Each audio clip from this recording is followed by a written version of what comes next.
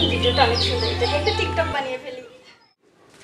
আপনারা তো অনেকদিন পাওয়া যায় না বাড়িতে আসছে, আপনারা যে যা দুজনে মিললে যা তো লুন আনছে সুন্দর করে বাড়িঘর রং দিছে আর আমার নিজের রং টং সাজা থাকেন 3 সপ্তাহ ধরে আমরা পাই না, কারণ কি? আরে কোথায় 3 সপ্তাহ, আপনি তো আসেন না। আমি তো চাই যে আপনি আসেন না কেন। এই তো কিছুক্ষণ আগে বললাম। আরে কিস্তিওয়ালা আসতেছে না কেন?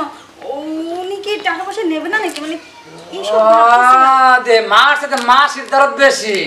আমি 3 সপ্তাহ ধরে ঘুরে যেতেছি পাই না, আর আমরা কই যাচ্ছেন কিস্তিওয়ালা আসে না কেন? সুবহানাল্লাহ, মানে সুন্দর লাগতেছে, দেখা যাচ্ছে বাড়ির রঙও করছে, নিজের রঙও করছে না আবার দেখা যায়। এই যে শুনেন, এত কথা বলেন না। হ্যাঁ বলেন। কাজ করেন, বসেন আজকে বসেন। কিন্তু আমি কিস্তি ছাড়া যাবো না ভাবি। ভাই কোথায়? ডাক দেন। উনি তো বাসায় নাই, উনি হচ্ছে একটু ঢাকা গেছে। আচ্ছা শুনেন, আজকে কোনো কলা কাহিনী চলবে না, ডাক দেন, কই আছে নিয়ে আসেন। আরে উনি বাসায় নেই, আমি আপনাকে কতবার বলতেছি। উনি বাসায় থাকলে কি আমি এখানে একা একা বসে মোবাইল দেখতাম? আপনার কোনো বিবেক নাই? আর শুনেন না, আপনাদের তো অনেক টাকা ভাবি জমে গেছে, আসলে আমি তো চাকরি করি, আমার টাকা জবাব আছে, বুঝলেন নাই?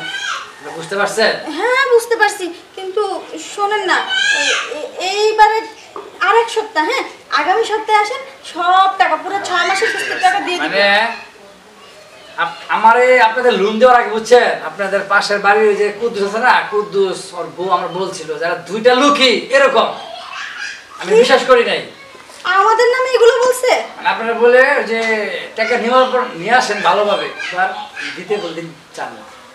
আচ্ছা শুনেন না, মানে বলতেছি কি, এরকম না করে একটু বোঝার চেষ্টা করেন না। আমার কাছে না এখন টাকা নাই। আজকে আপনি আর কোনো বোঝার কথা বললেন না তো ভাবি, আজকে টাকা নিয়ে আসেন। হ্যাঁ আজকে টাকা নিয়ে আসেন।